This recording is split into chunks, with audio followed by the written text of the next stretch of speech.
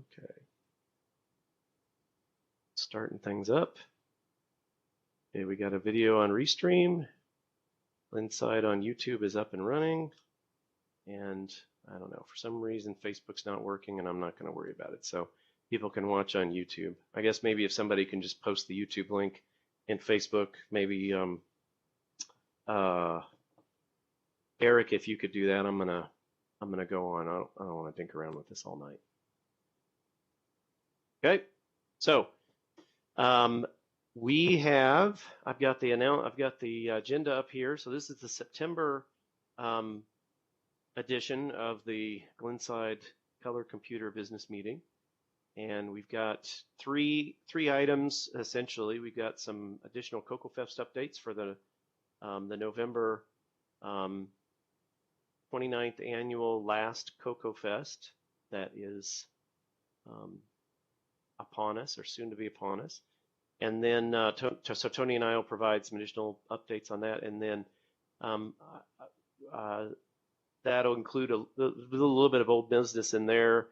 We've got some other old business that we need to think of. I looked through the list and I didn't remember seeing anything, but we do have two new items of new business. We have 21-22 officer nominations. So hopefully folks have come with some nominations. And then we've got an item around some items that had been previously stored at Bob Swoger's home in his garage that, need to be cleaned, and we need to find a way, hopefully prior to CokeFest, to do that work. And so I'm going to be looking for some suggestions and thoughts around getting that stuff taken care of, because we want to, nothing else, we need to clean it so that we can put it in the collection, and some of it, if not all of it, we would like to bring to CocoFest and have be part of the sale or the auction. So, but I'm going to start with the Secretary's report. I've got the Secretary's report up here, so it should be coming up momentarily. And any comments, Rich, on the Secretary's report? I have one, yes. It was Okay. my omission that at the end of the minutes, I didn't give all the reasons why we're starting early today. And of course, one of them is the nominations for officers, which I didn't even mention in the minutes. Okay. But we can add that to them, right? We can. Well,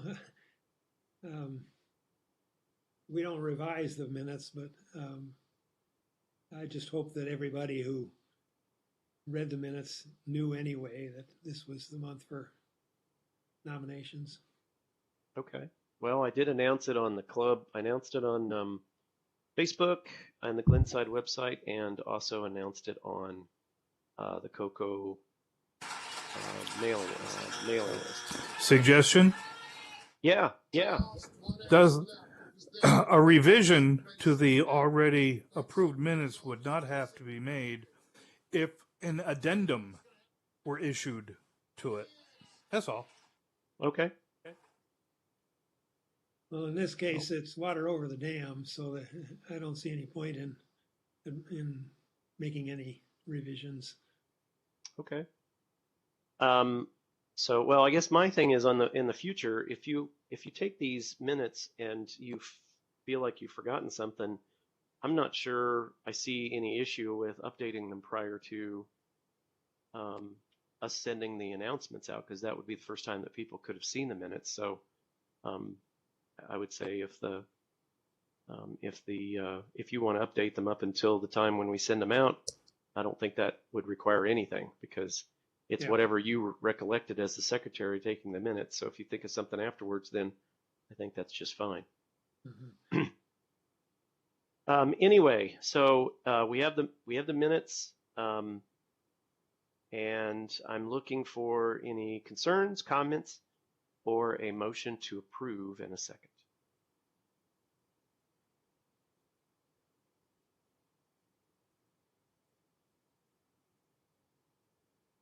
Comments? I concerns? move that we accept the minutes. Okay, I have a motion from Brian Goers. Do I have a second? I'll second it. Okay. Rich Bear seconds. All in favor, please say aye. Aye.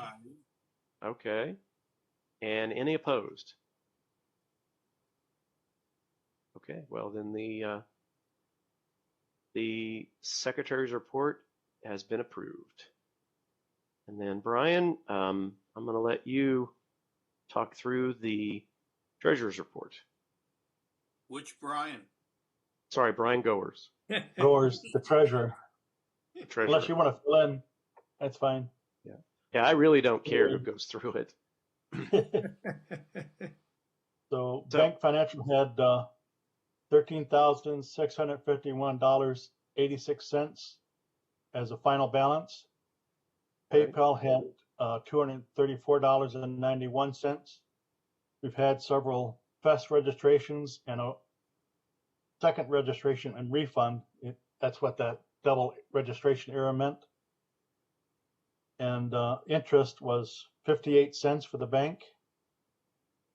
So the bank balance was $13,652.44, and the total for PayPal and bank would be $14,064.06. So I have a question around, there's a FEST registration and it's $23.64. My assumption is that was a $25 FEST registration, but then there's a PayPal takes its cut, so you end up with $23.64. Right. So when we do a FEST refund, a double registration error, my understanding was that that PayPal refunded the $23.64 that we got, but they also refunded some of the money that they took as well. So I'm surprised to see it's $25 that we have to pay, even though we only actually got $23.64 from the registration. Right. However, it was. Go ahead, Tony. I did some looking into that. Okay. There is a time limit between a payment into and a refund out of, as far as PayPal is concerned. Okay, so I those think are it was not. only. I think it's only 180 days, and since those payments were made back in the beginning of 2020, we have to take the little bit of a hit. No, that I understand that, and I'm fine with that. I guess what I didn't understand then is the registration on line 8 is not the one that's been refunded on line 9. Yeah, we refunded $25, but kept $23.64. We paid out $1 something more. So that was for somebody that had registered over 180 days ago? Yes. Let's see. Trying to focus on the name here. Okay. Hold on.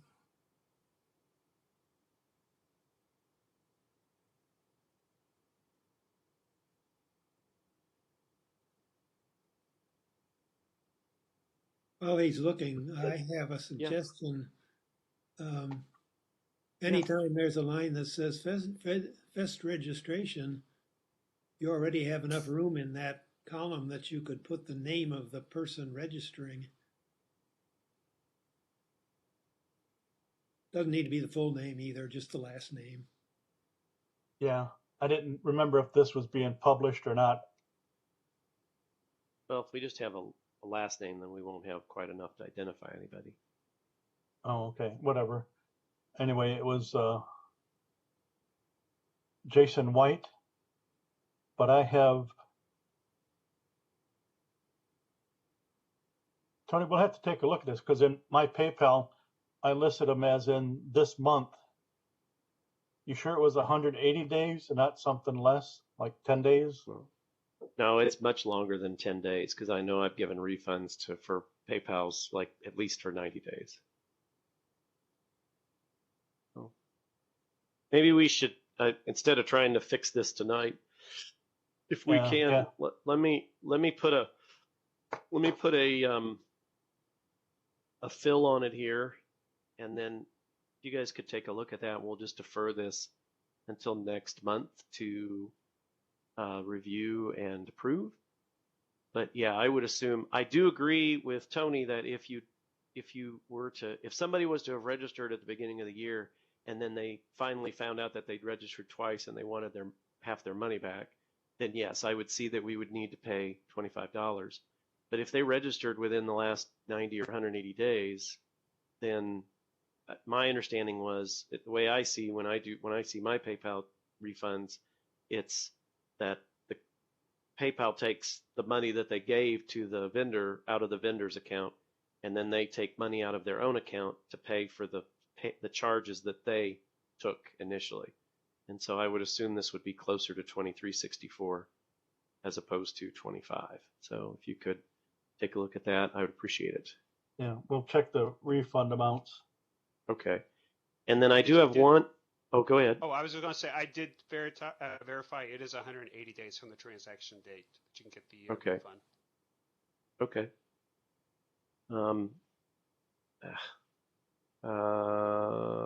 Give me a second here. Okay.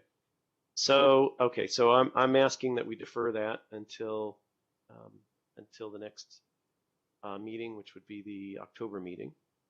And I wanted to point out one thing that I could have swore I put a note about this, so maybe it's in the next meeting. So we had a question in the last one around a double charge for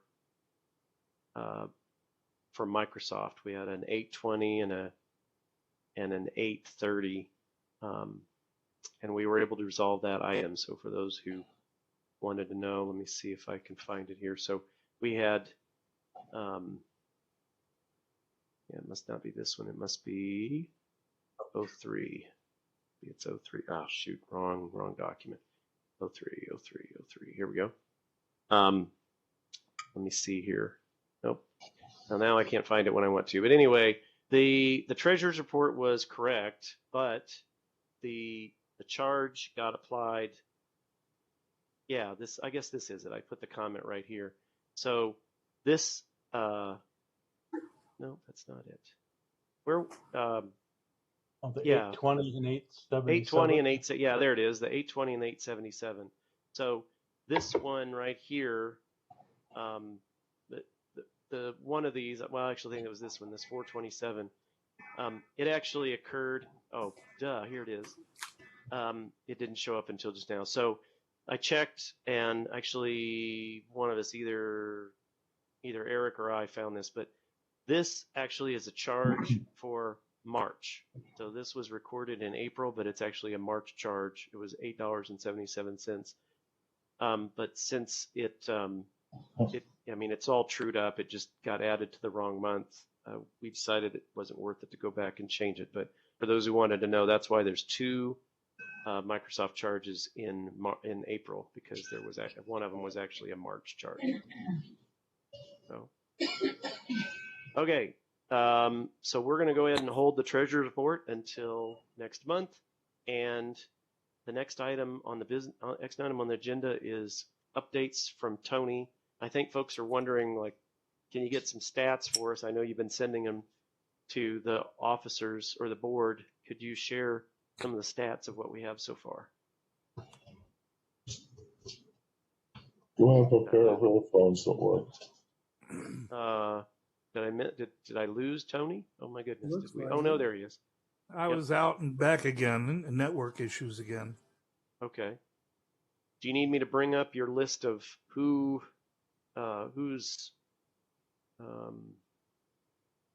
coming, how many exhibitors we have,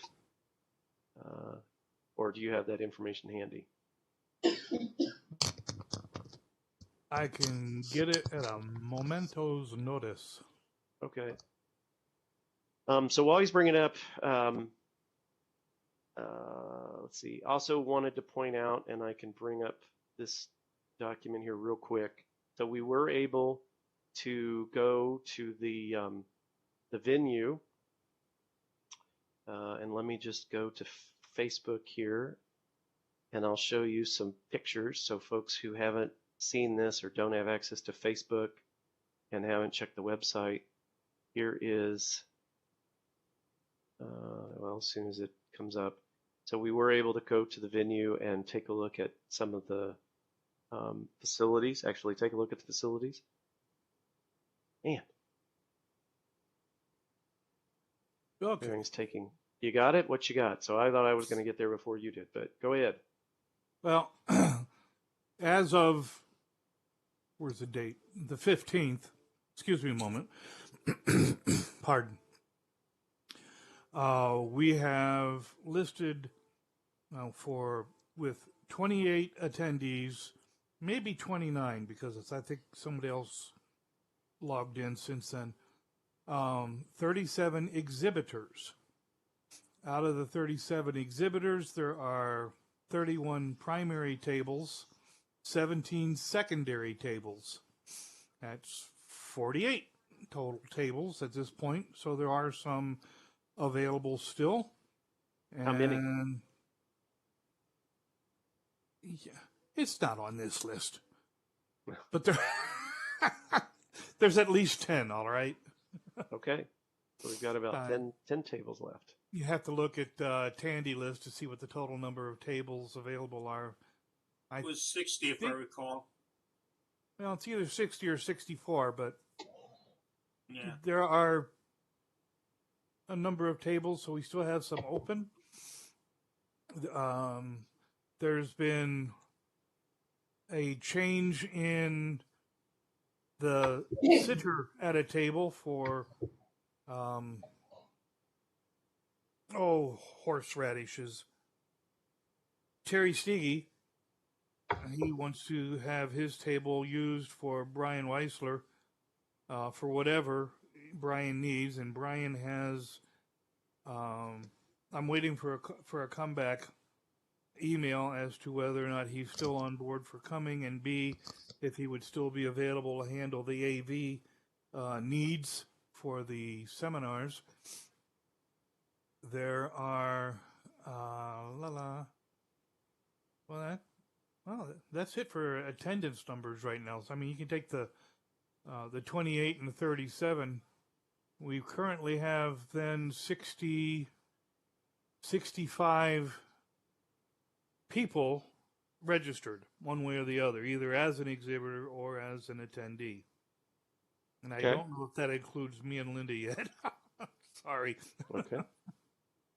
Okay. What else would you like to know?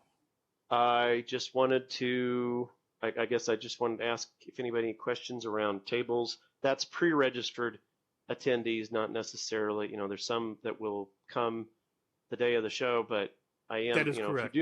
if you do know someone who is considering coming to the show, I'd encourage you to let them know that we'd really prefer pre-registration so that we can speed up the movement through the entrance, and I'll show you that in just a little bit, but speed up the movement and the registration function so everybody can get off to the exhibits, and then we can start up the show in a reasonable time.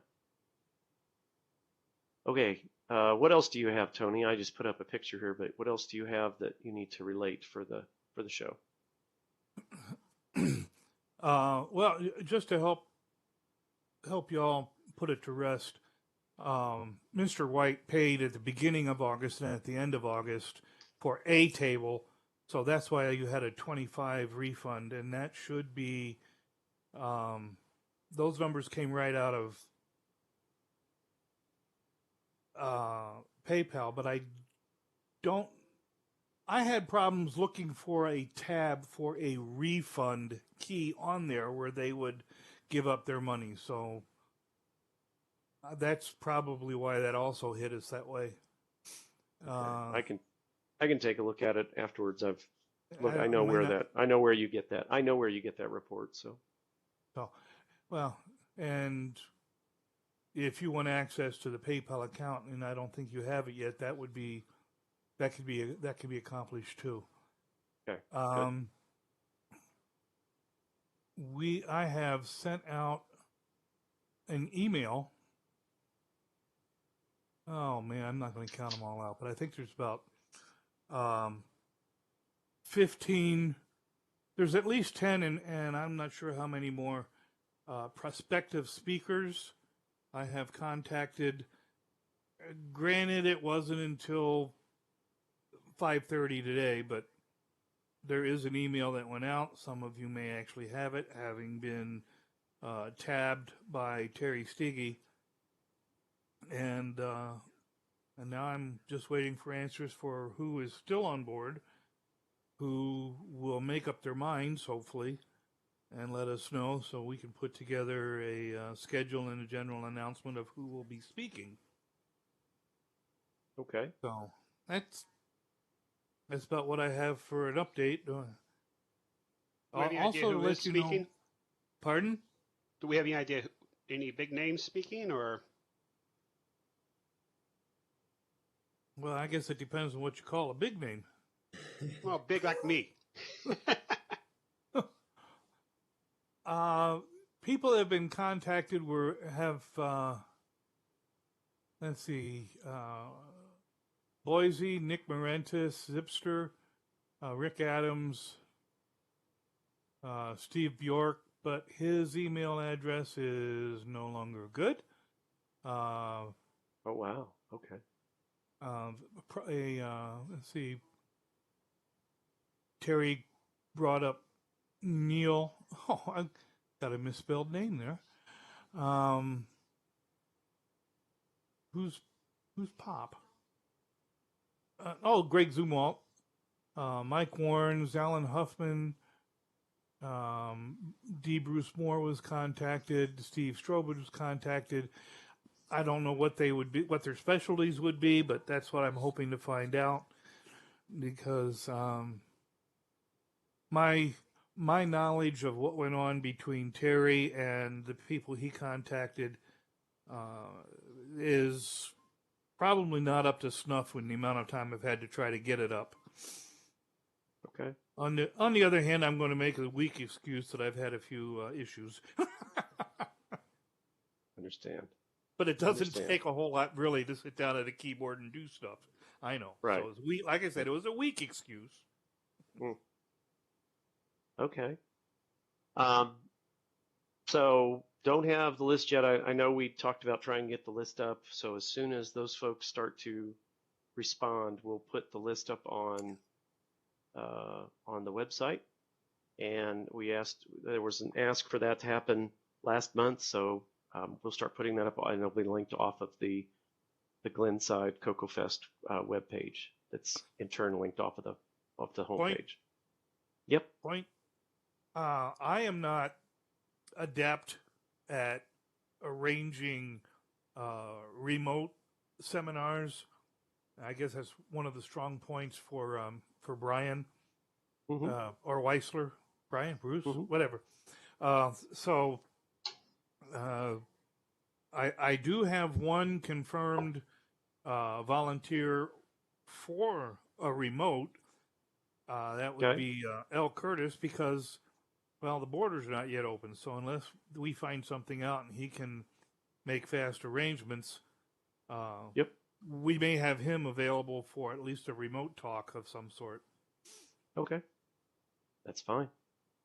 Well, I think since we'll talk about that in a little bit, but we will have remote capabilities at the show. And so if folks want to do a remote presentation, that would be excellent. We would like to have like a Q&A session after the presentation, so it's more than just a canned presentation that you could just view on YouTube, but we will have that capability. So if folks have if folks know of additional presenters that it would be difficult for them to attend in any case, like Nick Morentis, for example, is in Australia, and so it's going to be difficult for him to make his way to the United States for the show. But if there are folks like that want to present, we can definitely accommodate that. Okay. Do we have Anything else? How many presenters we're going to be having? Do you know what our schedule is for presenters? Is it going to be back to back like it has been years in past, or are we planning to have a little space in between like we did the previous year? The suggestion was, there was a couple suggestions. One was not to start the presentations too early in the morning, just because folks wanted some opportunity to go through and look at the exhibits. And then obviously we have the auction starting in mid-afternoon on Saturday. So the expectation would be there'd be a couple presentations prior to the noon hour, and then probably 2 presentations in the afternoon. So maybe 4 presentations on Saturday, and then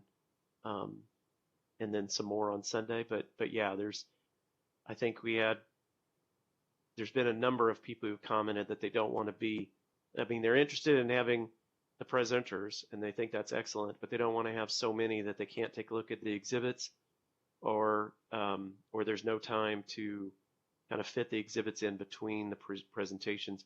I think there was a suggestion for 45 to 50-minute presentations with a 10 to 15-minute gap in between them. And then, depending on if we need just 1 or 2 more slots on Saturday, then we could potentially start, we could go through the lunch hour on a presentation and then start the auction a little bit later. But I wouldn't think we'd have room for more than 6 presentations on Saturday and an equal number on Sunday. I can't imagine that we'd have more than 12 slots. Sounds good. Okay. Okay, Tony, what else do you have? We'll have a more complete schedule in October. That's what we committed to in the August meeting. So we're trying to hit that date. It'll still possibly shift and move after the October meeting. I wanted to get a version in front of everybody in October so that we could take a look at it and say, you know what, can we slide things around? We'd like to have a little bit more time here, or did we consider this, and kind of get some commentary anyway, so Tony can finalize the schedule with all those concerns taken into account. Yeah, that's just about all I think I really have for news for what I've been able to advance. Okay, that's fine. I have a few pieces here, so if you can direct yourself to the screen here. This is a picture of one of the rooms at the facility. This is a 40 foot by, I'm trying to think how big it is, but it is a significant, it's a significant room size. And this is either the Elk or the Grove room. And so I'll bring up the picture here. So let me bring up real quick the overall picture. Let me unshare this real quick, and let me share this other document real quick so that folks can see what I'm talking about on Microsoft Word.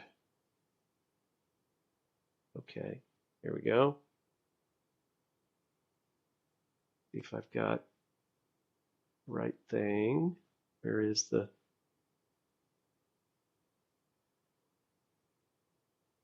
Well, it doesn't show anything, does it? Okay. Now does it show up? Okay, here we go. So this is the view of the show floor. This is the wood-filled ballroom, which I'll bring up a picture, but just to give you an idea, it's actually 2 rooms, but the divider is put away, and so both rooms, this is the main exhibit hall. We showed this last month, but just to refresh everybody's memory. And then we have the Elk room, which is one of the smaller rooms, and the Elk room is, I can give you the dimensions here real quick. It is, Elk is 22 by 47 feet. And the Grove room is 22 by 38 feet. So this room here is just slightly bigger. And we decided when we went through the walkthrough this weekend that we were going to use, because the auction is very heavily attended, we're going to use the Elk room for our auction space. And then the Grove room has a couple features. It's a little smaller, but it has a couple features that make it better suited for the presentation room. So one thing is, I mean, it is a little smaller, but then again, not everybody attends every one of the presentations, so I think that's fine. The other one is you see this X right down here at the bottom of the screen. The Grove Room has an external door to this hallway right here that goes directly to the front desk. And so for some of the presentations where folks want to finish up a presentation and then go do something like lunch, or you know, or people want to exit very quickly, we've got 3 ways for them to exit the Grove Room. I thought specifically being able to just depart the Grove Room and go to either the atrium or the front desk area was a benefit. And so the Grove Room will be used for presentations. We have a tentative plan to use this area right here that's in the middle between the 2 rooms and entrance into the Woodfield Ballroom as the registration area. And like I said, it's going to be a very abbreviated and very hopefully quick registration capability. Hopefully folks who have pre-registered, which will be plenty, will have somebody here to just give them their pre-made ID and you know, the badges and so forth that they need for the show, and then direct them into the Woodfield Ballroom. We'll probably have we've got a place to put a table right here, so we could put some additional, like we could put the stuff right here and people could pick them up if they want, but we probably want to put it right here so that somebody's manning that material. And that comes directly from the front desk. So you just come out, go to the front desk. We'll probably put a table or some sort of a signage right here that directs people into this hallway. And then, of course, people who have not registered and want to register the day of will be here. We'll try to make that a very quick process. And then they'll go in here, and obviously they can go into either one of these rooms.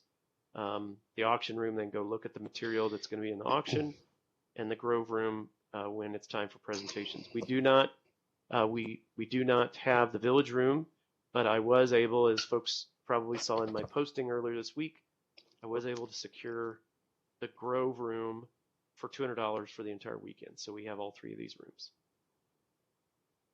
And this is where the registration is going to happen. And now I'm going to show you some pictures real quick of the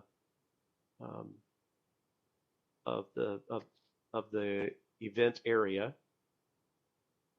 So this is the event area right here.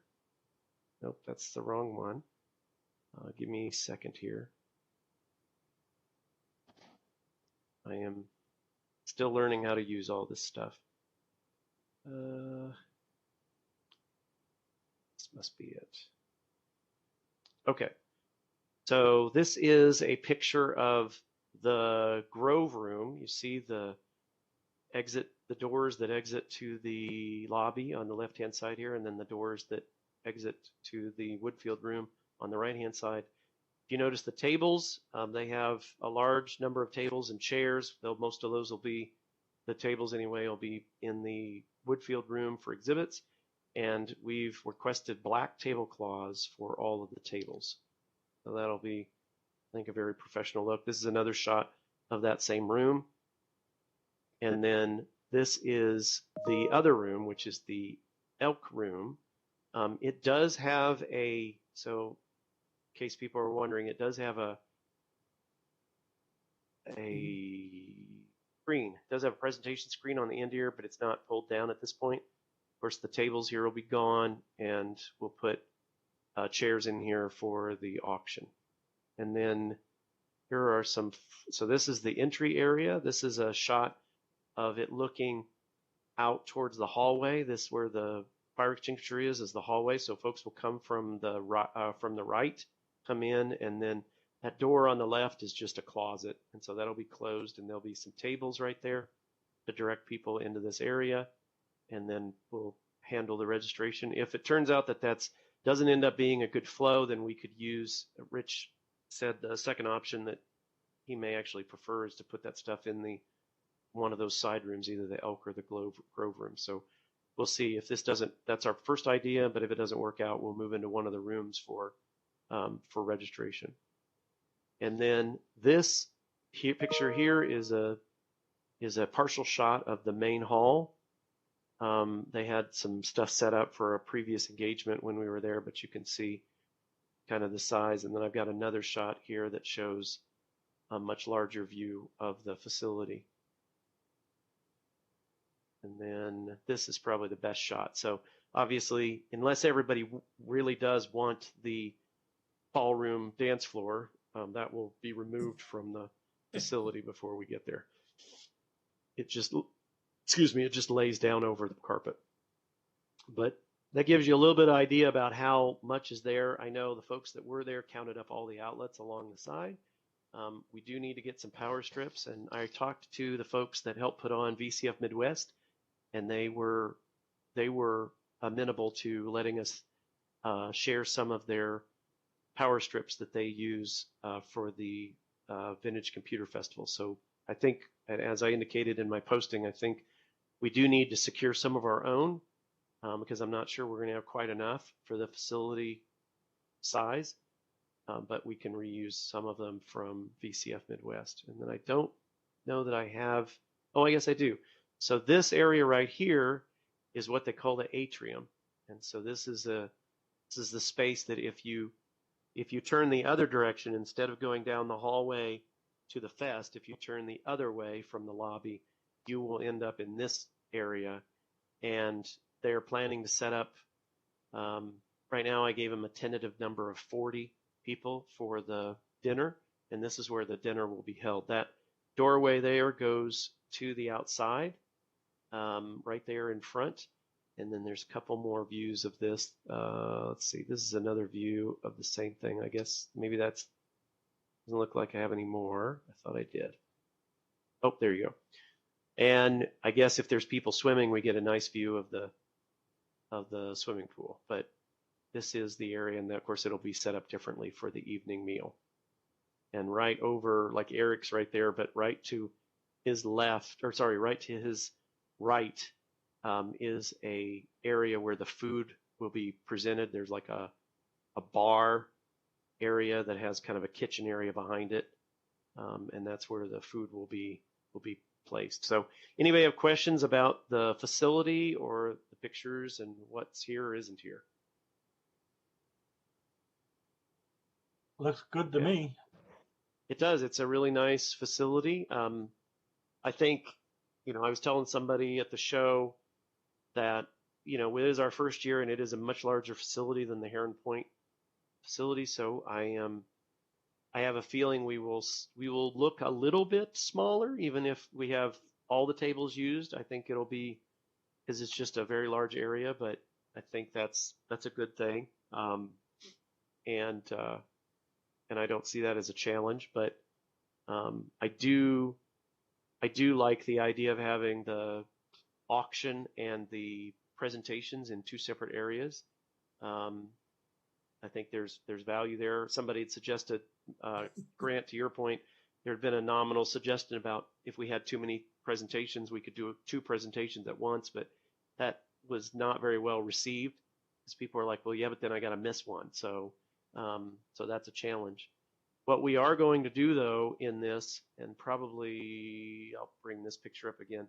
So this is the presentation room, and what I'm asking Brian Weisler or one of the other folks is right here on the left-hand side or the right-hand side of the main screen is to put a second screen.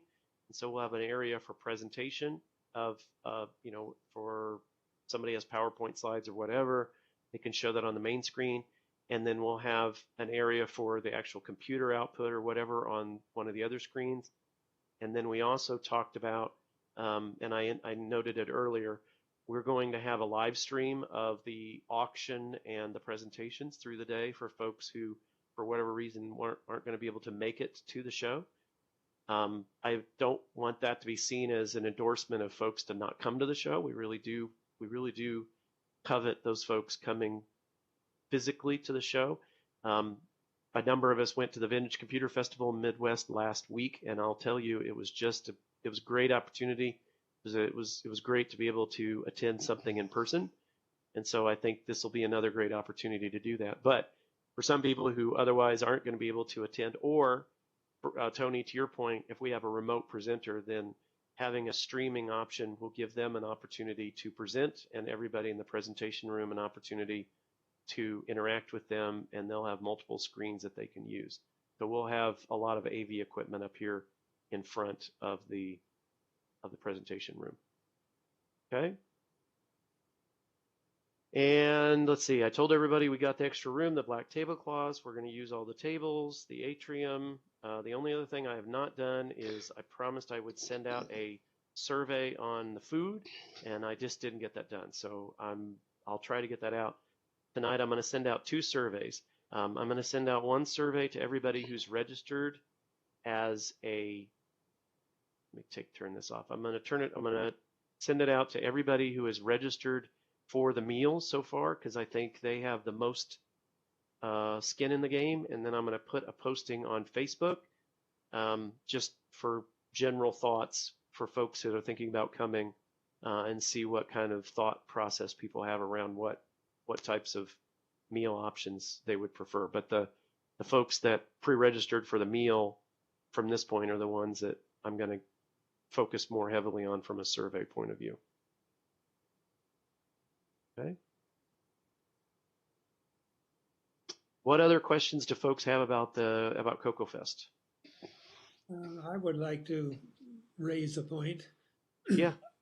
Well, actually, 2 points. One very positive, that there were about a dozen people that came over from Vintage Computer Fest to check out this place on last Sunday.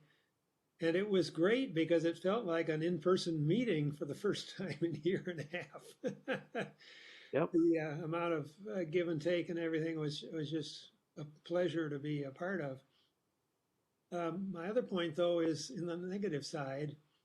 People brought up at that time that when we have drawings at the fest, it's certainly conceivably possible to have the computer do the drawing instead of actually drawing something out of a hat. But the more I thought about that, I am opposed to that idea because there's a lack of transparency there. You know, we have people in this society who don't trust the voting machines, and they might not trust the computer making a random drawing for them either. So I think we should stick with the old-fashioned pieces of paper in a hat. And make sort of a deal about it, you know, that you get some unbiased person to come and reach over and pick out of the hat without looking and so on. Okay. It's more social. Yes, I think so. Okay, that's fine. I don't know that that's an insurmountable task. I was going to say paper ballots can be fooled too. So okay, same number in 15 times. I have some questions regarding the mechanics of preparation for the fest. Okay. Jim, you have a printer for badges, which you just purchased and you demonstrated last month. Yeah. We need to have somebody at the registration desk who knows how to use that. And so the question is, who will that person be? When can he get his hands on the printer that you have so that he can learn to use it? And then can we have that person print out the badges for all the pre-registered people? And then with all that experience, he can be sitting behind a desk on the day of the fest and certainly won't have any problems then. Okay. Well, I'm working on that. Yeah, I'm working on that. I will get you an answer to those questions. I don't have one as yet. Okay. One other comment that this is directed to Tony. I haven't even had a chance to look at your spreadsheets yet, but I know that for exhibitors, sometimes you have the name of the primary exhibitor, but not necessarily all of the people that might also be at that table. But of course, if we're going to make a badge for everybody, we need to know all the names involved. So if you have several people represented by one line on your spreadsheet, try to figure out some way of getting all the names in so that we'll have a badge for everybody. Is Tony even on? Thought he was. We're not getting his video, and I don't know whether he's getting audio or not. Okay, well. He's having all kinds of internet problems. It looks like he dropped off. It says poor network for him. Okay. Well, we'll let him know what the challenge is there, so that we can fix that. I think that's all I've got. I Okay, can take it anyone upon else? myself to make up all the slips of paper for people who are attending, who've pre-registered to go in the hat. Well, we'll see. I don't really want anybody to have to do a lot of manual work. I want everybody to have an opportunity to circulate at the show. I definitely understand the idea of having paper ballots, but we definitely could potentially figure out a way to do that without having to have somebody do all that work manually. So let me see I hope what. I'm back. Yes, Yes, you you are. are. So Rich had a thing for you. So Rich, maybe you can just repeat it. Yes, Tony, I was apologizing that I haven't had a chance to look at your spreadsheets yet. But in past years, sometimes for an exhibitor, you would only name the main exhibitor. But since we have to print badges for everybody, if somehow you could on your spreadsheet have the name of everyone at a table, then we'll make sure we have a badge for everyone. I see. Okay. All right. Thank you. Okay. Okay. So I was just going to show real quick, if I can. I think everybody should be able to get to it on their own, but I just wanted to bring it up if I could. It's interesting. I'm logged on and I have fine internet connection to my computer, but going to websites is being a bit of a beast right now. So I don't know if TandyList is anybody able to get to TandyList? Because I'm having so much trouble getting to TandyList. I'm right now. already in it. What did you need? I wanted to show the screen. Can you share your screen and show the layout of the tables that's on there? Sure, let me get, okay, let me first get this. Okay, what's going on here? Yeah, that's my challenge. Sorry, we're having technical difficulties. I do not know what's going on with TandyList for me. I'm in, but I can't get to the list. What's the where website it again? Is says it the picture. tandylist.com? Yeah, TandyList.com. There. Okay. Somebody Okay. found it. All right. Maybe if you can zoom in on that area that's the table layout. You can click on the image of the table layout and it'll get larger. Okay, and then go down. So There you go. okay. Oh, there we go. So anyway, so as you can see here, this is the ballroom, and then you've got the two doors on the big doors, double doors that go into the Elk and Grove room, and then you've got these two single doors at the bottom of the screen that go into the entryway. And then we've got all of these tables, and all but 10 or 12 or so are currently reserved. So we've got just a few left. And then, correct me if I'm wrong, but the white area here, like around 36, 37, and 48, 49 or whatnot, that is an internal area for folks to sit.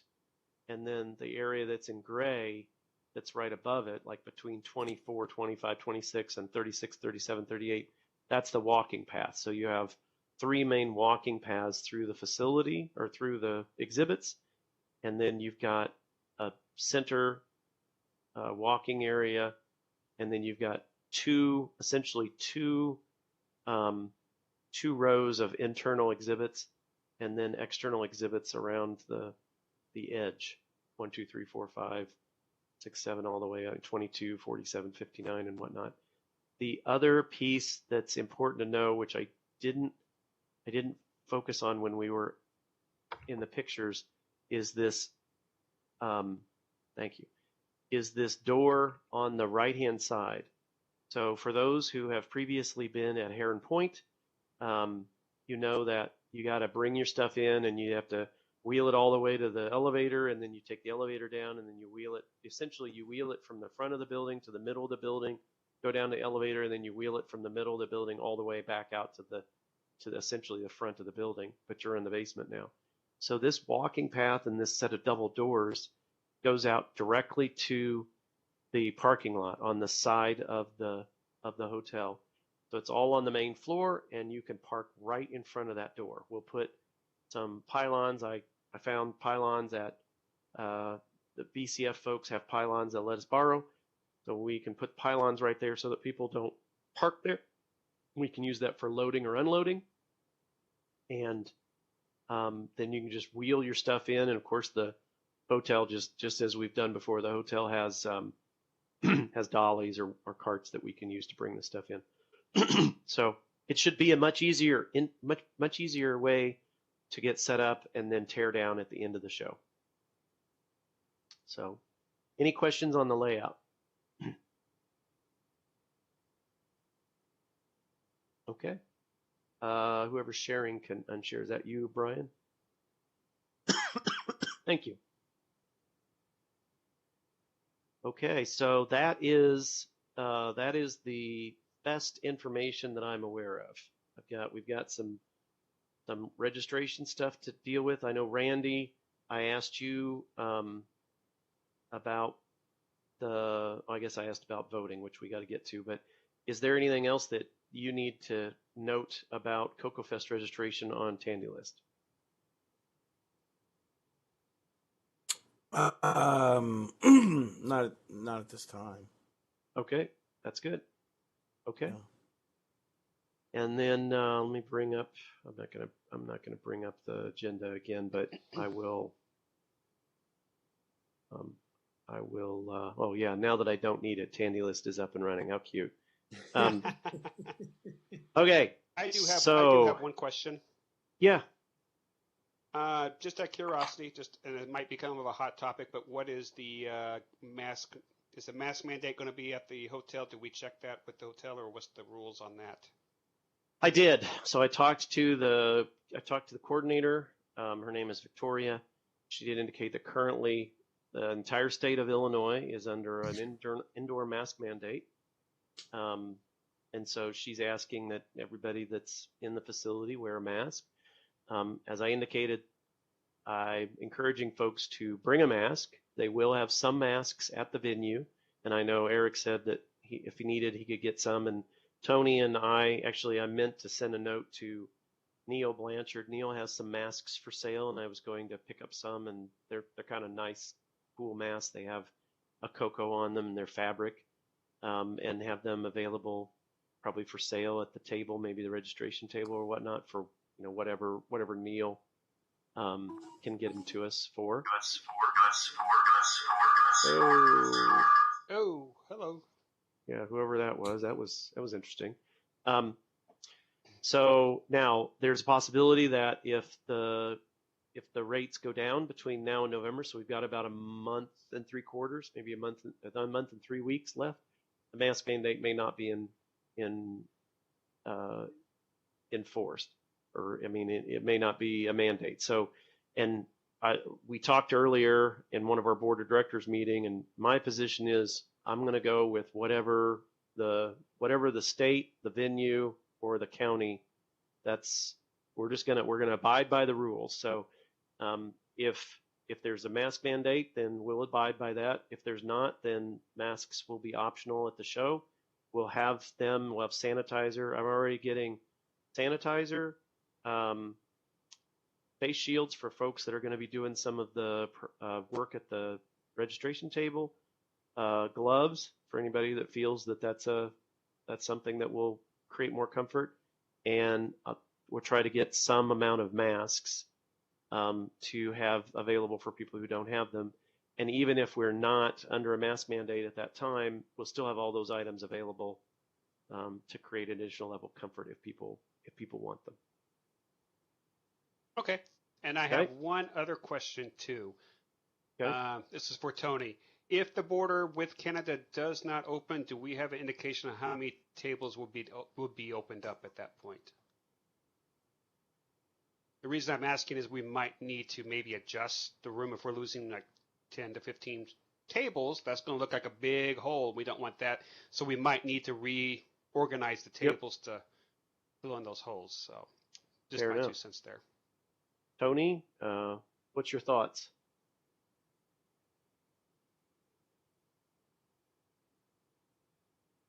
I know he's got full bars.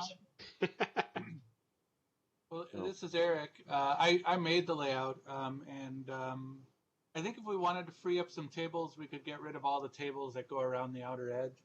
And that would push everybody towards the middle, and that would probably be enough to, give us some more room to walk around in, and also to push everyone towards the middle. If we did, oh, he must have gone. He must have disappeared. I would prefer not doing that, Eric. What do you think we should do with empty tables?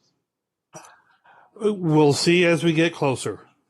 How many? Please. So to Grant's point, do you have an idea of how many of the folks who have registered tables are in Canada and may not be able to attend?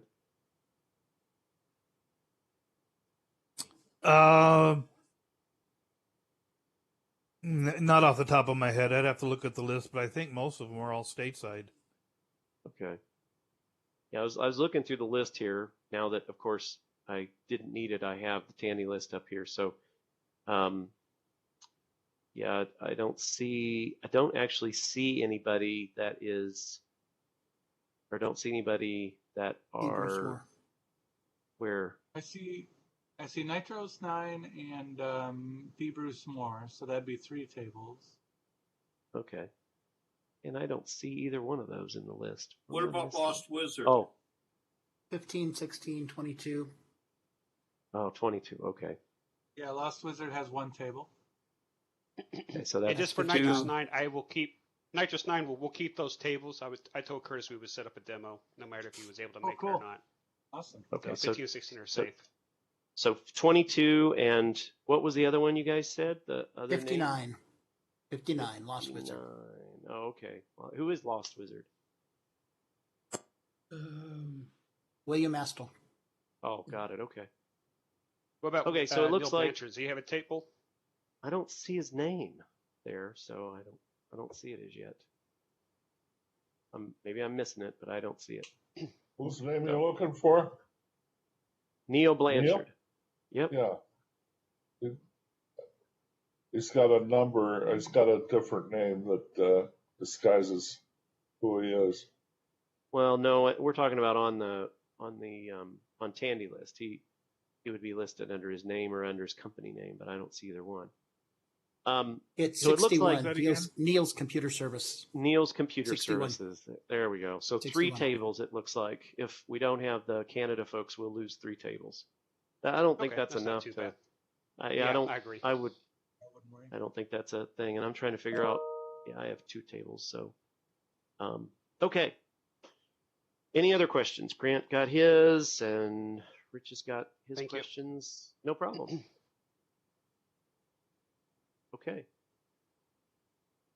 So the next item of business, well, I guess if there's nothing there, is there any old business that people feel that we needed to finish up? I wasn't aware of any, but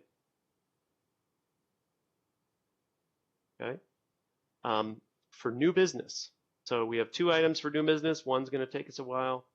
So let me talk about I don't want to do the second one first, but let me just bring up the second one first because we need to come up with a plan for it before we leave today. So just be thinking about it. We have a certain amount of product or a certain amount of Cocoa software and hardware that was previously at Bob Swoger's house, and it's in a bunch of tubs, plastic tubs, and it has some of it's been infiltrated by some rodents, correct, Eric? Right. Okay. Right. So we've got a little bit of rodentia. So it's currently stored off-site, and we need to just be thinking about, we need a way or some option to get that stuff out of its temporary location and get it cleaned up. There's a possibility that even though the tubs have some mouse droppings and whatnot in them, the materials themselves might be fine because some of them are wrapped in plastic or in plastic bags. It may not be a big deal, but we need to get some thoughts together around cleaning that stuff up because it needs to move out of this temporary location. No later than than Cocoa Fest, and some of it we really want to have we want to be in Cocoa Fest at an auction table and so forth. So we need to get that done. So just keep that in back of your mind.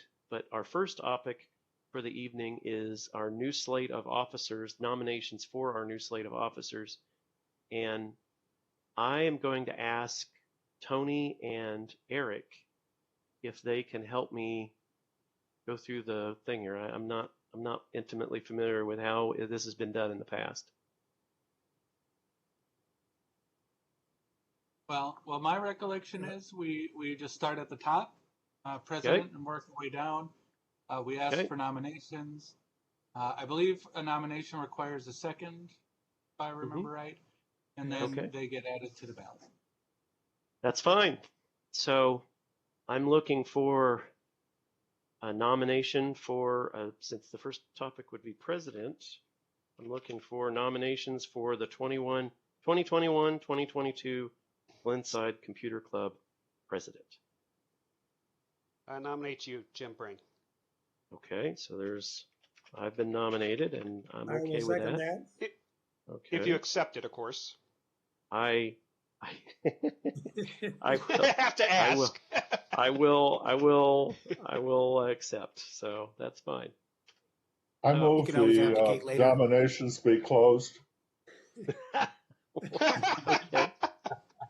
Well, that was quick. We need a couple minutes pause before that. Just for propriety's sake. Business gets done by the people that show up.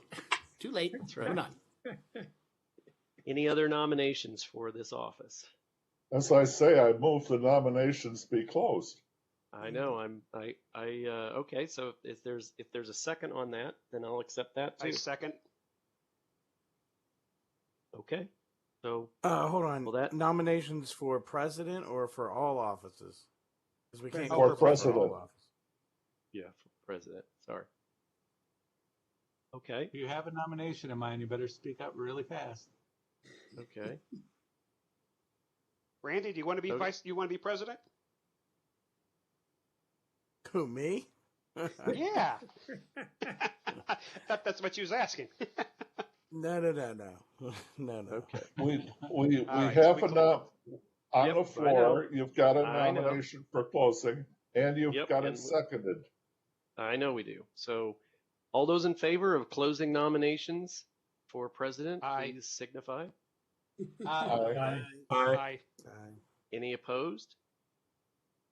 Okay, nomination is closed for president. So for vice president. Congratulations, Jim. Yeah. I'm sorry, did somebody say something? Okay. Vice president. So the president's running unopposed. That's how often has that happened, I guess? I don't know. If he would accept, I would nominate Grant. If he would accept vice president.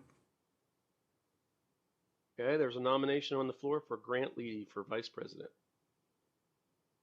I'll accept it. Okay. Thanks, Terry. I'll second it. Okay, so hold it. Okay, so you'll accept the nomination. Is that what you're saying, Grant? Yes. Okay, and who was the person who nominated? Tony or who? That was Terry. Terry. It was Terry. Okay. Terry, and then okay, so I got it. Okay, so there's a vice president nomination. Any other nominations for vice president? Where's I'd be John accepting. Mark? Does John Mark still want it? John Mark, are you interested in vice president nomination? Yes, I am. Okay, so I will. I don't know if I can. Is anybody else? I don't think I can do it as the. I would nominate John Mark. Okay, so Eric has nominated John Mark for vice president. I'll second it. Okay. Eric and Rich. Okay. Any other nominations? Okay. I'm happy to entertain a motion to close the nominations for vice president. I so move. Okay. I have a motion to close the vice president nominations. A second? I'll second. Okay. All in favor? Aye. Aye. Okay. Any opposed? Okay. I thought I heard somebody, but Yep, I heard one nay. And motion carries. And now we have secretary. Opening nominations for secretary.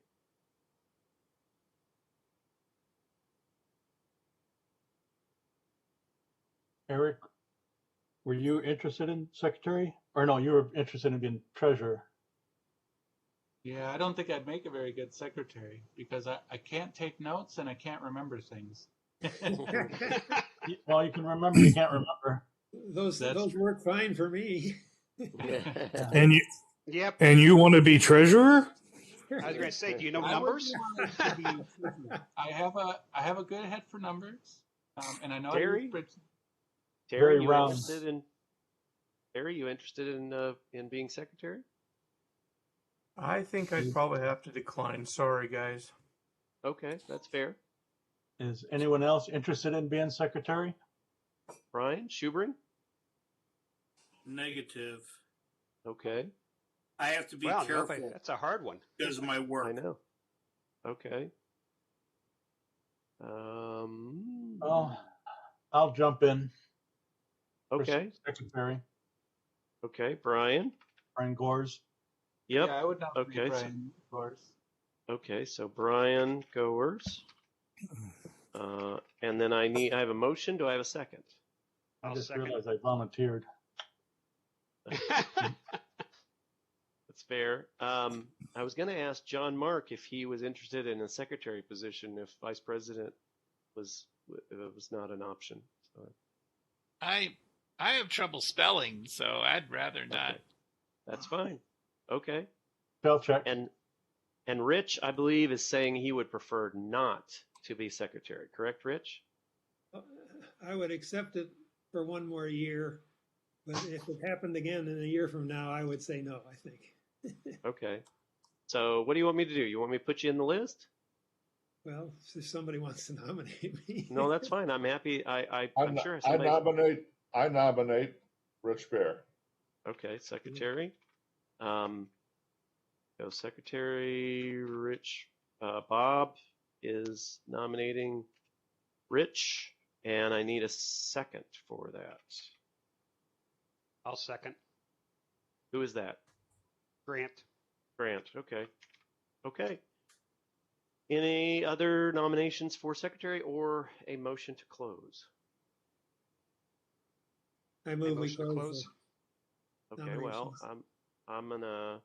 I'm gonna let Grant take that one since Rich is one of the nominees. So Grant's moved, and maybe you second, Rich. Okay. Okay. So we got Grant, and now Rich seconding. All in favor of closing secretary nominations, signify. Aye. Aye. Okay. Aye. All opposed? Okay. Motion carries. Last item, treasurer. Treasurer. Okay. I Brian, just nominate take it. Brian Goers. Brian? Okay. If there's another interest, I'll step down. Okay. Well, No. let's get you nominated first, and then we'll see what we want to do at the end of this. Can you be nominated for two positions? Because you could possibly win both. Good True. point. This is a office that secretary and treasurer could be one person. It could. It could indeed. Well, either way, I would be interested in being Yeah, treasurer. but I if anybody would. Who said that? Okay. This That is would Eric. that would be Eric. But hold on a minute. I've got a motion on the floor that doesn't have a second, and then I've got a question from Randy, which I think is valid, but I don't know that I want to leave people off at the risk of not getting, like they didn't get one position, but they had an opportunity for another one, but they weren't considered. So what do we want to do if somebody is, I think if we don't I think my thought would be is if somebody wins the officers are tended to be in order of president, vice president, secretary, treasurer. So my thought is if you win whichever office that you win that you're the highest, that is the highest of those four, that's the office you fill, and then the next person who was the person that got the next highest votes for the the lower office, or the office below that would get that position. That would be my preference, so that people could be nominated for more than one position. Yeah, I like that logic. Okay. So in that case, so that's fine, and I know the Constitution doesn't say anything about that, so there's no help there. Brian, I got a treasurer nomination from Bob on the floor. I need a second. I second. Grant. Okay. And then I also have, I think, I have a desire by Eric to also run for the office, but I don't have a motion or a second at this point. I nominate Eric. Okay, so Rich nominates, and I need a second. I'll I second. second. Okay, Brian, that's cute, Brian. You're such a nice guy. You're nominating somebody who's going to run against you. That's cute. Yeah. Okay, so Nice guy. okay, so now we need to fix one other thing, which is Brian said if somebody else is nominated for the position, he would like to bow out. Is that correct, Brian? That's correct. Secretary? Okay, so I'm going to put that as Brian has declined his nomination for treasurer.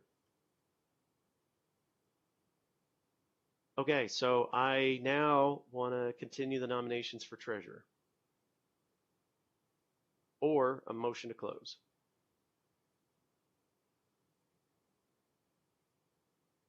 So we have only one nominee right now, right? That's right. We have only one nominee for treasurer, which is Eric. We have a situation. Yep. Brian, besides being the treasurer, Yep. is also the librarian, and that's not going to come up. But what happens with the library right now? Brian, are you wanting to get rid of that job too? I've never had a library in my possession. Brian Goers. Yes. Yeah. Yep. I've never What had do you- the library in my possession.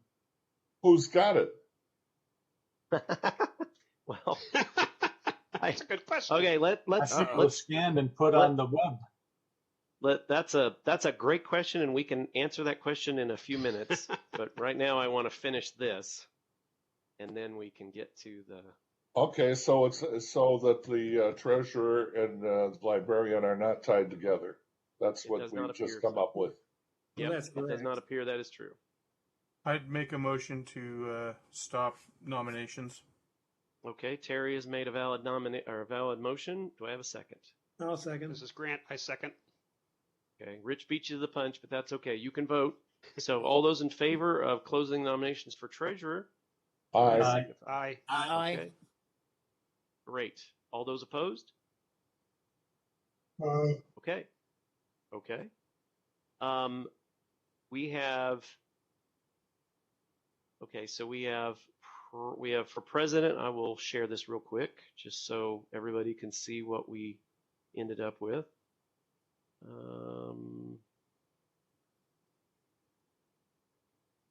Here we go. Where is it? You know, it's interesting. It's not going to show what this is. So give me a second. You know, I think Blue Jeans is an inexpensive solution, but I'll be honest with you. The sharing screen thing sucks. I'm sorry. It just sucks. So Well, you know, I'm gonna. we chose Blue Jeans because it had all the features we wanted. But you Yep. know, I'm always for moving to the next best thing. So if there's something better out there, Zoom. I'm for moving to it. Yeah, Zoom. Zoom. So I'm not a fan. But anyway, okay. So I got it up here. So let me. How long do we have it for? Well, I think we I buy it in renewed a it yearly like. subscription. Yeah, I know. But what he's asking is what day, what month. I think it was like May when I had to renew it, so we've got it till May. Okay, so here we go. This is the slate that we have nominations for. Randy, there you go. That's on the website. You can grab it from the Google Drive. President, Vice President, we have 2 options for Vice President. I will. These are the motion and second, folks, so folks understand. And we've got 2 for secretary, 2 for vice president, 1 for treasurer, and 1 for president. So, anyone see anything incorrect with the information as I have it right there? And then that's it. Okay. Who was the second person for secretary?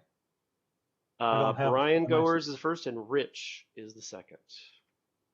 Rich Bear.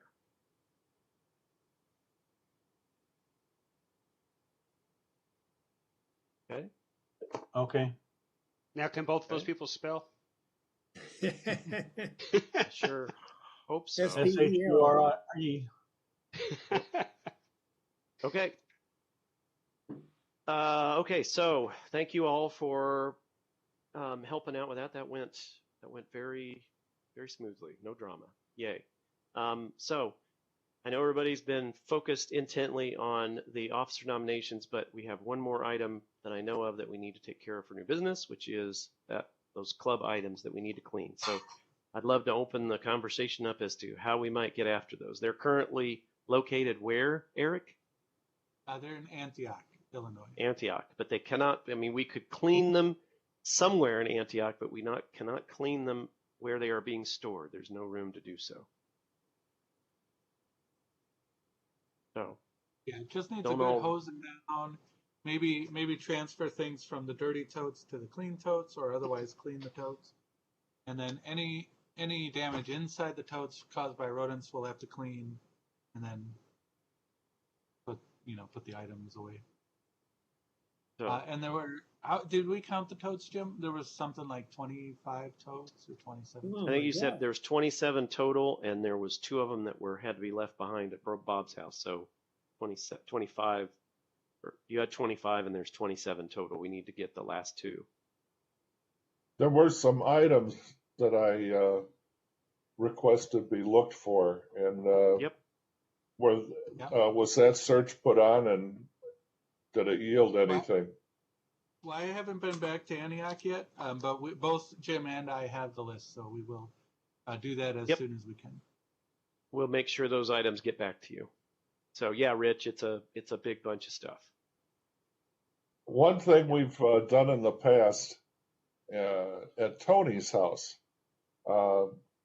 he had, I believe, has had a clean out, and I'm wondering if he's got the space if we called a bunch of people over to his place to do that for him, because he can't do it. That is the sorting of. But so Tony might have the space. Okay. How about it, Tony? Yeah, Tony, you're on. What's your thoughts? The space for cleaning? Question mark? Yeah. Yes. Correct.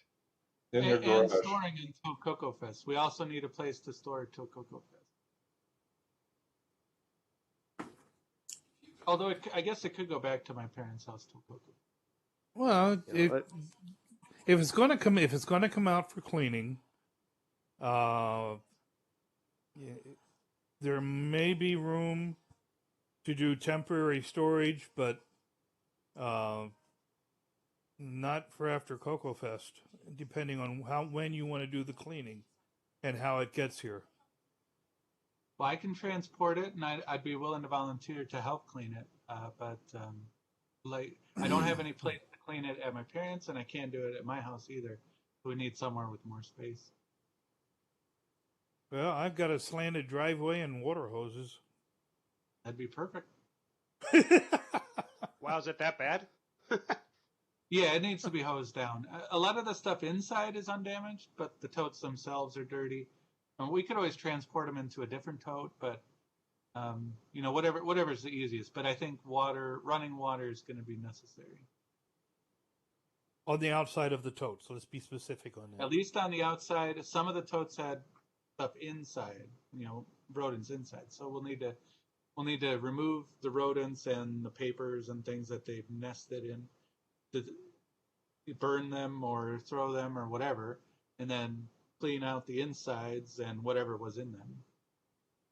I also have a steel fire pit. That's perfect. Yeah. It sounds like the perfect venue for this project. So, Tony, you think we could impose for at least a cleaning? Give me a date. Okay, Let's see well, what the calendar that's fine. says. So let's think about a date then, and obviously going to be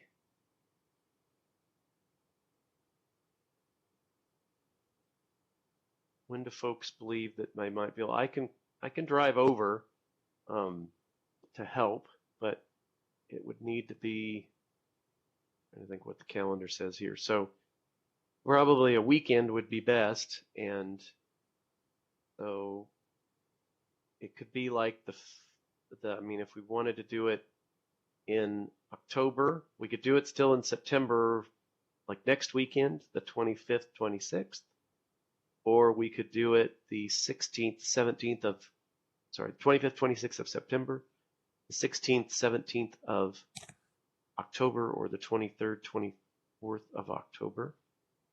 I think doing it the 30th, 31st of October is too much, too close to Cocoa Fest. Yeah, and okay, I'm worried for about your info. it turning cold anytime, so maybe the sooner the better. I think Okay, we should try to get the names from this meeting, put together a committee of people who will be there to work this to a end. Okay, To work that's this fine. out. Yeah, So it looks. Go ahead. Hello? Yep, The we hear you. 25th is not necessarily good. My wife's okay. class is graduation, 50-year reunion is that night. And the night before that, there's just a general whoop-de-doo get-together for them. Okay. What about the 26th? Or is it both days are bad? Oh, Sunday? Yep. Sunday afternoon would not be bad. Sunday morning, I would probably be in another location. That's fine. Well, that would the be 9th, good because I need time to go to Antioch and then come back. So that's going to be about 3 hours or so. right. Well, The, okay, so the 9th so is the 26th. open. Okay. October 9th. Okay.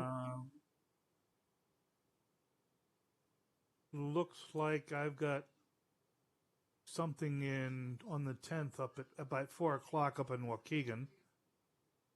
But the 9th would be available, right? I hate it when the calendar does that. Oh. And when I do it to the calendar. So the 9th? The 9th is good. Now I'm back in September. Here we go. Well, my reunion on the 16th has been canceled, so I'll be in the area. Wait, who, Tony? Yeah. You're pretty much supposed to stay out of this, Tony. Yeah, but it's my place. I got to be here. Okay, that's all. Then you get to turn a key, and that's about it. Yeah, we'll see. We want you to be at the fest. Yeah, it's true. Yeah. So I'm looking at 17th. faces, and I see Bayer is local. Brian Schubring, John Mark, Brian Goers, Eric. Have we got any more locals that could be there to do this, or is that enough? I'm willing to volunteer. Good. That. I'm way south. How do you think I'm local? Well, Well, you're more local than Jim is. I know that you're no more than an hour away. Maybe Is three. that LOCAL or LOCO? Local versus local. Okay, so what date, what Saturday is the best? Go ahead, Bob. I was saying I taught for 13 years on the south side where Brian lives, so I won't put up with his his little comment there. I will let you guys sort that out afterwards. Tony, Okay. what day do you think is best? 9, 9th. 9, 16, Okay, or 23rd is okay in October. Okay. How about tentatively, let's say um, it's the 9th, and we can go from there. Yep. Tentatively, you got the 9th. So the 9th on Saturday, who can help? Rich is saying he can help. Yeah. Eric said he could help. He'll probably be there anyway because he's got to bring the materials. I will see if I can get there to help. I may be a little later because I got a drive ahead of me, but I will try to get there. Is there anyone else that could, that's local, reasonably local to Tony's location? Brian Schubring, could I impose upon you to maybe help us out? I can try to double check with my schedule because I can't remember if I've got anything going on that day. I don't know of anything at the moment. Okay. So Eric, can you kind of take point on the list of people and, kind of letting us know when you might be there on Saturday with the materials so that we can plan accordingly? Yeah. I mean, we could probably just plan it out. We could probably do 12 or 1 o'clock to begin. Okay. Okay. And so I just didn't hear everybody. anything from John Mark or Goers for sure yet. Oh yeah, John Mark, is it possible for you to help us? It's possible. Is it So I would say amenable? 1 o'clock. October 9th? Yep.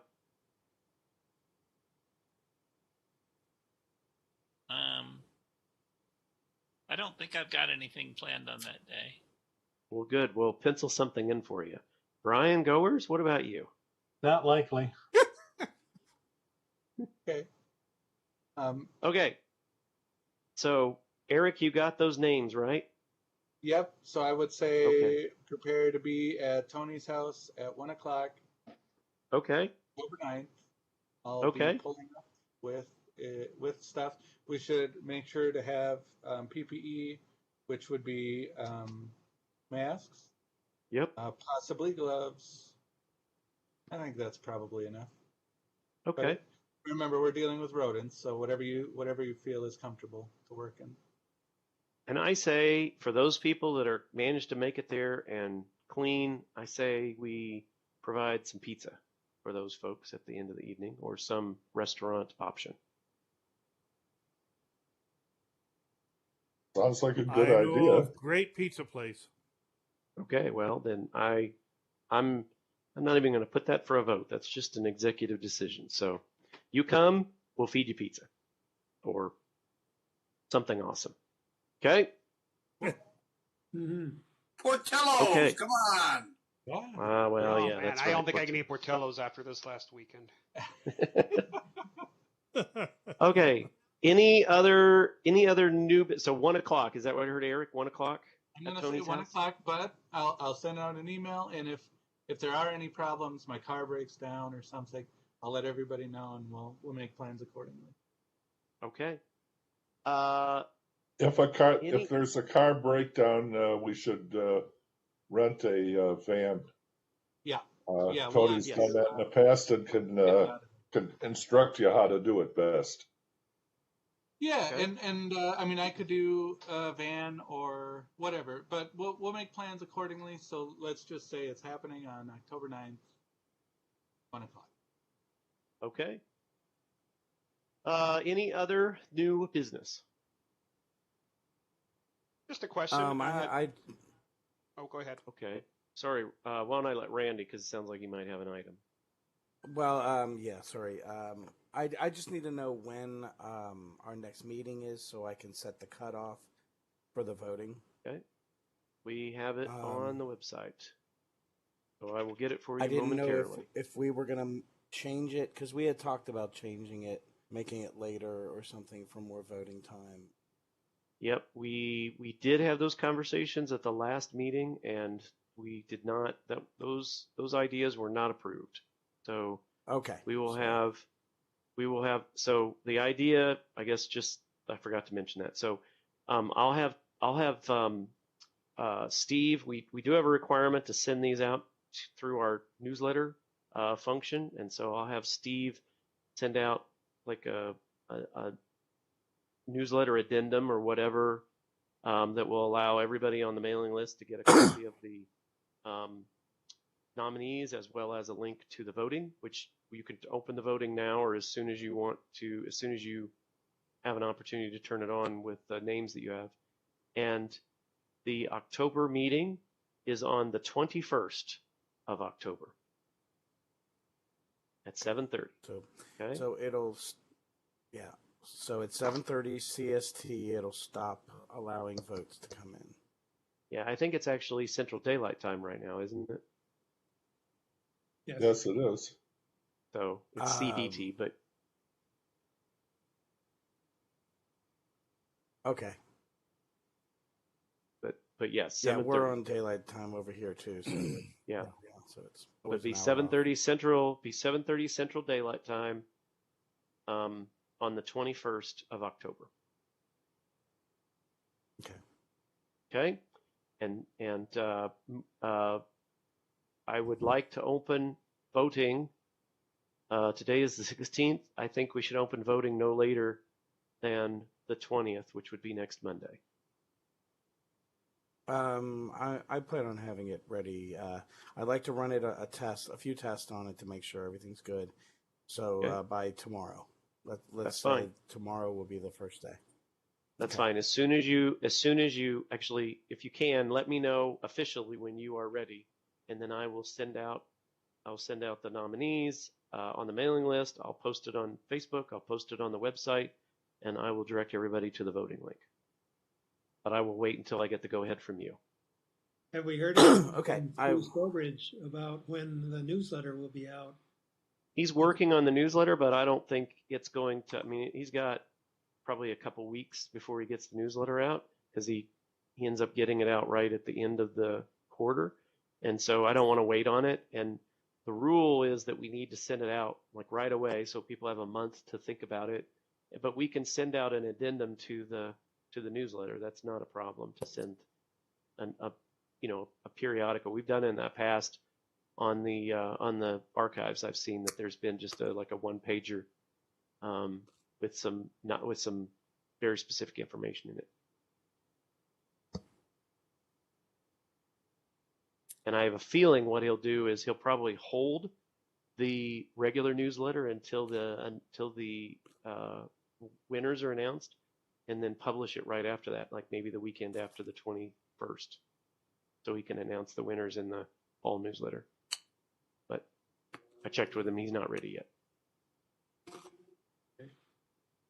Okay. Okay. I haven't heard any new business. Oh, Grant had a question. Yeah, I was just thinking that, and I think I mentioned this to you before, Jim, but I just want to bring it up to the rest of the group here. Have we thought about getting a storage unit to store all the stuff that we have for the auction, just for making it easier, instead of having to store it at 15 different places in Chicago? Wow, that's good. Wow. Yeah. Guess that was a bad idea. Never mind. In Texas. I'll open it for discussion. Any thoughts? I would have said in Texas they have a show down there where they show people who have abandoned their storage and sell it again. That's right. So, Storage Wars. Tongue in cheek. Storage Wars, yeah. Any other? I just don't know. It's the suggestion, it seems to be, is that we rent a storage someplace to keep it. Yeah. I think it'd be easier to have it all in one place as to having it in, different places throughout Chicago. Right. Can you rent a place for 2 months? I don't know. You might be I able think you're to. talking more long term than that. But you might I mean, have. Tony, you might have an you option. probably for- know, Tony. How often do we have? How big is the auction stuff that we usually get? A lot of it shows up on the day. What not sure what we've got of in the hands of wherever they are right now, but a I lot of think people bring the stuff and load it at that time. So there might be, let's see, over the course of time that I've seen, we've had maybe 7 or 8 volumes of what would fit into totes, good sized totes, because over the years, right now, let's say, Rich, we got from one person, what would you say, two boxes or 2 totes worth of material from Andrew? Yeah, or 1.5 maybe. Okay, Depending and on how you then pack over it. the over the year there are, maybe 2 or 3 other people that are looking to donate that have shipped their stuff here in the past. There are, if you're going to put storage for fests anywhere, we still got 5 or 6 totes worth of Glenside material, if you will, for setup for the show, tablecloths. So a walk-in, as opposed to an overhead door storage facility, would probably be able to handle what we've got, or what we can expect to get. Mhm. So volume wise, let me think, 6 feet tall, 8 to 10 feet long, and maybe single wide. When I say single wide worth of tote. But unless people say I want to donate, it's like a walk-in closet storage facility. The width of two personnel entry doors would probably be quite ample in terms of volume. Grant? It could pretty much all can fit in a good sized seatless van, say an F-350. So Okay. if we so that we can come up with something, it would be nice if, I don't know if you have an opportunity to kind of measure that 6 foot by 8 foot strand and kind of how wide it is. All of that stuff or anything to do with it. Okay, thank you. If we could get some dimensions of that, and then I think somebody else has some more They're going stuff to have to that's being stack it as stored. high as they can. I'm not having anything to do with it. Bob, I can even see how they do it. can you mute? Thank you. Trying to mute a wife. I'm not even going to touch that one. Who else has something that is? I know Tony has some stuff, and I could have swore at the recent show somebody said they were also storing some things. Was that you, Eric? Yeah, I've got a bunch of totes. I've got at least 8 or 9. Okay. So I've got an offer from my wife. Can I give it to you? Sure. As long as she doesn't have to touch it or get involved, that stuff cleaned up from the 9th could be brought back here until fest time. Okay. Well, I think that would be easier than if we can make sure that I'll leave that. We can make that decision on the 9th when we get there and get things going. We'll see. Okay, but you've just to know you've got that offer. Thank you. What I'm thinking is, maybe it would be easier to make the decision, Grant, if you might be able to help us do maybe a little bit of legwork and see how much a storage facility that's maybe not too terribly far away from the Elk Grove Village location might be, or something that's, I don't know. We need to find a kind of like how much, like I wouldn't necessarily, I guess we probably only 27 totes, and we have 8 totes at Eric's, and we've got a 6 foot by 8 foot by, I don't know what, 2 feet of totage material at Tony's. If we could kind of think about that in terms of what kind of, what size building, what size facility that would require and what the cost would be. Maybe I think we should, it would be good before we, to have it weather controlled as well. yeah, that's true. Jim, Yeah. Errata. I don't necessarily have that much. I was trying to figure out how much. I was trying to state what I thought would be needed for total storage. Oh, okay. Well, not I think what I it'd be still nice have to know. over here. Across from the farm. Okay. Our next door, right? You know where Dale. I think it would be best to just understand what you have, so Grant could kind of figure out what's the cost of a storage facility for the items that we do have. Right, and it might be a good idea too to maybe store our stuff for the fest too close by to Elk Grove Village. Well, maybe what we could do to make this very simple is bring everything to Cocoa Fest. Decide what we are and aren't going to sell at the auction, and then take all of the extra excess and bring it straight to a storage unit near Elk Grove for the next Cocoa Fest. I love that idea. I absolutely love that idea because I'm struggling right now with, and I told Grant this just to kind of editorialize just a little bit. My concern is I don't fundamentally or philosophically have a problem with a storage facility if it's needed, but I worry about, somebody still has to manage the material that's in the storage facility, and my question is, why are we keeping some of this stuff, right? If there's no reason to keep the stuff, then we should get it in the hands of enthusiasts that can do something with it rather than letting it rot in a box. I do understand that we should keep some specific pieces, like I'm sure there's a Glenside ID controller that's like serial number 1 or something like that.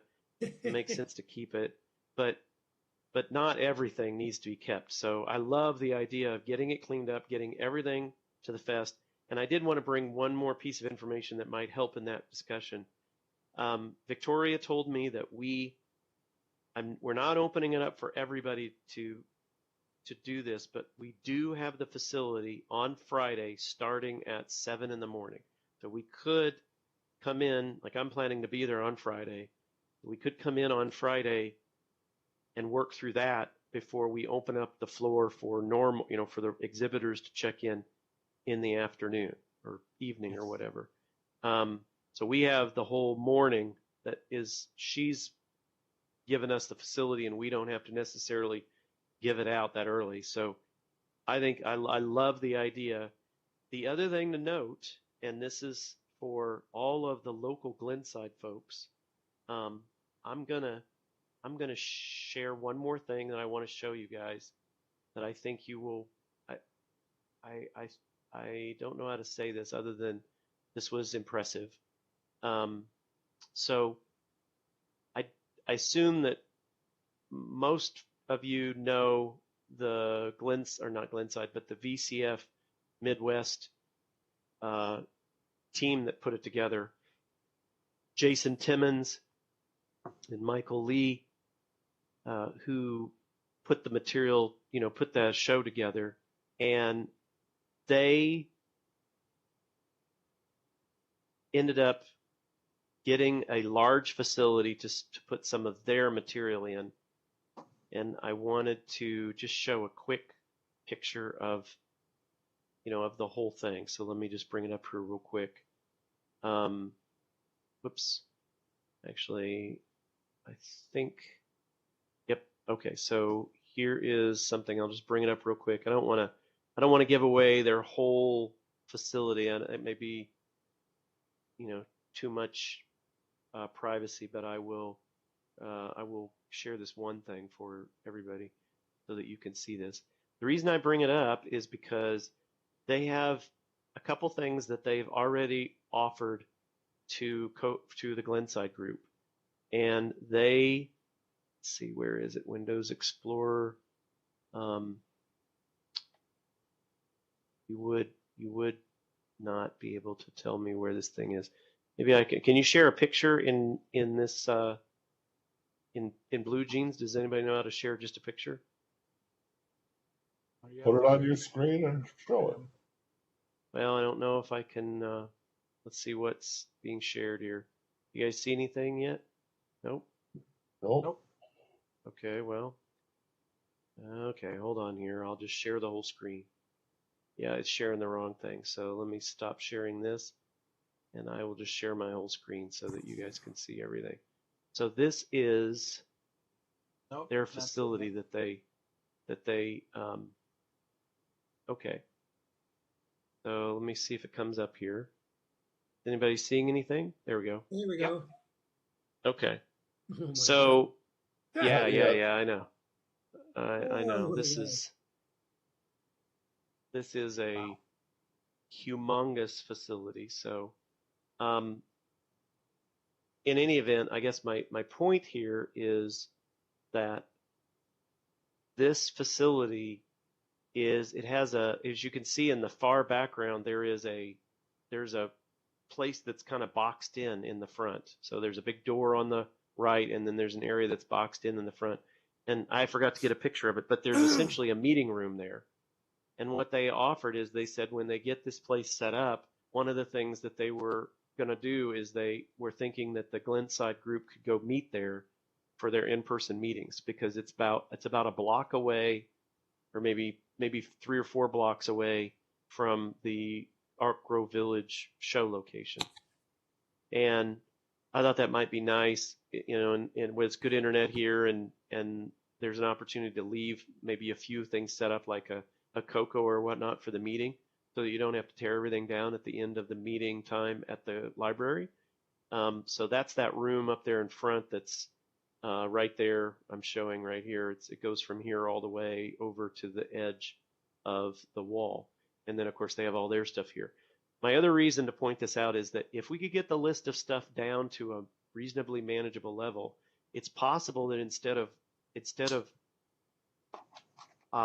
purchasing or renting a storage facility, we might be able to rent a little bit of space in this facility, because I know this facility is going to be have conditions. It's going to be air conditioned and heated and whatnot. So in any event, if we find out how much it is, then I might be able to ask Michael Lee and Jason Timmons how amenable they might be to letting us store our stuff in this larger facility, where they obviously have a lot of retro computer systems. It was an impressive thing to go look at it, by the way. And what you saw was evidently only 20% of the stuff they have. What is this building? Well, I'm not going to give too much details on it because I don't want to share too much on it, but it was some sort of industrial building that they purchased, and they're renovating it into a big, huge, not just storage facility, but that's a place where they're going to have an open area with soldering irons and electronic components and whatnot, so that you can work on retro computers. And then when you're not working on, Enough said. Yep. They own it. Okay. They do. It was a dream of theirs, and so they now have a facility to do that. That's evidently very close to their. I'm having trouble understanding right now. Please try a little later. That's fine. Sorry. My bad. So, in my opinion, I like that idea better. I'm always willing. I think it's always better to help another club or colleague, than give them money away to a storage unit. So that might be a better option if we can keep in control. That is. Yeah, and I know Jason, and I mean Jason's going to be that was another thing Tony noted or he didn't note, but just so you're aware, Jason is offered to be the auctioneer at our show this fall, which is cool. He's done that in the past. It's been well received. I'm pretty confident. I've very high confidence in Michael and Jason's ability to help us out.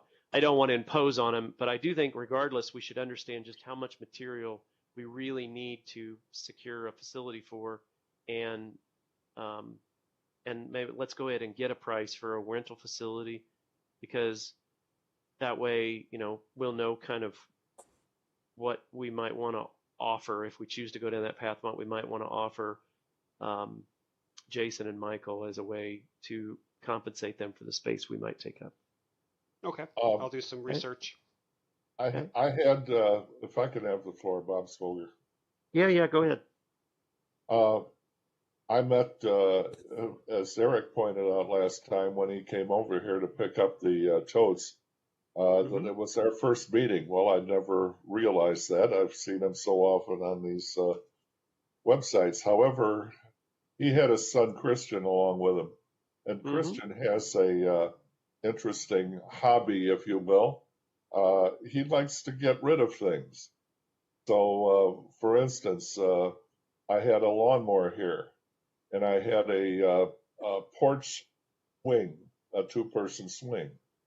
And he's, I believe, willing to get rid of those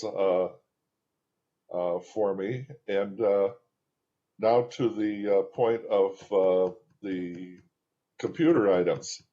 All the club members throughout of Glenside, they want to keep this stuff that's donated out of landfills, that it should go on to somebody and not be done as we used to do. We used to throw the stuff in the garbage after the fest. And I bring up Christian at this time, Eric's boy, in that he could help out if we could see some of this stuff, like going to eBay or Amazon, to thin out the stuff that cocoa only people don't use. Good point. I'm not opposed to that if somebody wants to do that, and I guess maybe we'll leave it to Eric to reach out to his son and see if that's something he's interested in helping with. Yeah, tell Eric, Eric, if you will, let Christian know that he's for sure owns that swing set to sell and a lawnmower to get rid of. Okay, They're yep, both I'll have him his. get a hold of you on that. I have to be going, guys. I'll see y'all later. Okay, Bye. Brian. Bye, Brian. Bye, Brian. I would say if we're going to have, especially computer and electronics related items, and if we're renting out a facility with VCF Midwest or from them, there may be an opportunity for giving them or having some sort of reciprocal arrangement where we can give them items we don't really want. Exactly. So I would, Well, we I would can. say we should do that. Yeah, I'll broach that subject with them. I don't want to get ahead of things. They may be a little reluctant to do that right away because they bought the facility and I think they want to make sure they can get all their stuff in there first. So that's perfectly okay. Absolutely. And I know what they had right there. The layout was not what they wanted. They're going to put shelving across, and they're going to put places to put pallets up above, because it's like 16-foot ceilings. So they're going to use like 8-foot to 16-foot is going to be where pallets are. And they've got a whole bunch of great ideas, and they're going to quickly whip that into shape. They just had been working on VCF Midwest, so they didn't have time to do much other than just move some of their stuff into the middle of the facility. So they'll take a little bit of time to get after it, but I'll bring that up with them and see, just plant the seeds and see how it develops. But I love your idea of bringing everything to Cocoa Fest and figuring out what we have and what we want to keep and what we want to get rid of. Yeah, and that'll, and then, we can just like keep running the auction until we run out of energy. That's right. And then whatever's left over, we need to find a home for. That's right. Okay. Well, I'm starting to lose people, and quite frankly, we've had a big night. So I'm thinking it would be nice to entertain a motion to adjourn. I'd like to say something first. Okay. To Grant. Grant, you were going to be looking for storage space for the club in the Elk Grove area. Okay, right?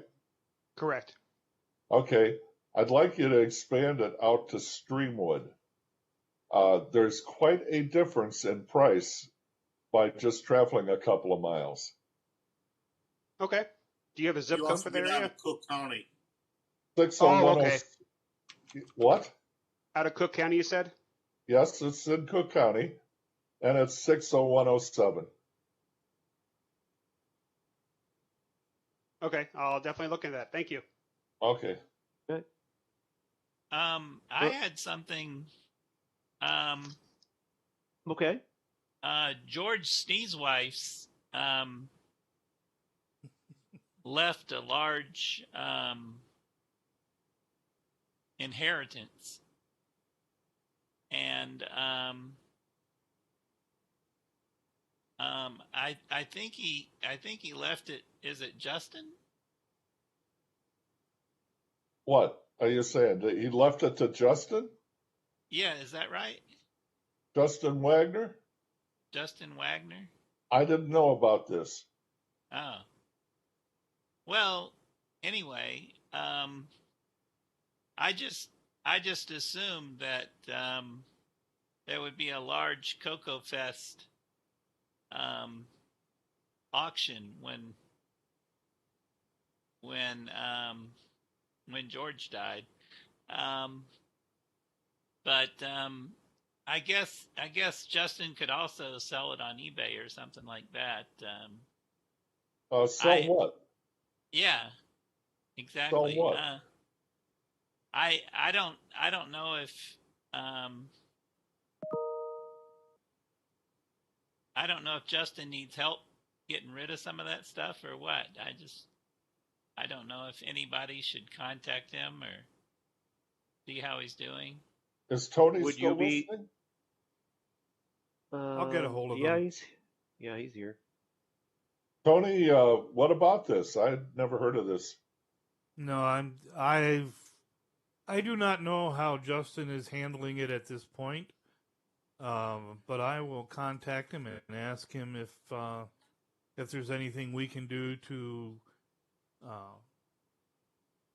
help reduce the amount of material, computers, otherwise. I mean, I feel as tongue-tied as John Mark. The amount and variety of items that George collected over the years, as I was telling Jim, really would be in competition with Jim's job right now as well. Because of what Jim was describing of his father's acquisitions and what I know of George's acquisitions, it's a challenge is about the best word I can put on it. Is a challenge. But there are let's just say one item. There are at least 81 beta VCRs in George's garage. There are multiple tape-to-tape players, which in fact George ran one 24 hours a day just to make people think there's somebody inside. The gamut of items that could be brought to Cocoa Fest specifically for the cocoa and or computer related, you would fill up my garage, I think, that I have available for storage space. But let me contact Justin, getting back on track, and see if there's anything that we can do or that he would like us to try to do for him in clearing that out. I will make that commitment and try to have that information back as soon as Justin can answer me. Okay. Okay. That takes care of that. John Mark, anything else? No, that's it. Okay. So I'd love to entertain a motion to close out the meeting. I'll make that motion. Okay. I think I heard Grant first, but I'm happy to take a second from you, Rich. Okay. Okay. So are all in favor? Aye. Aye. Any opposed? Aye. Cute. Okay. Randy. I It was will. Randy, wasn't it? I can't remember if it was Randy or Grant, but It was me. It Okay. was Grant. It wasn't me. Thanks, Tony.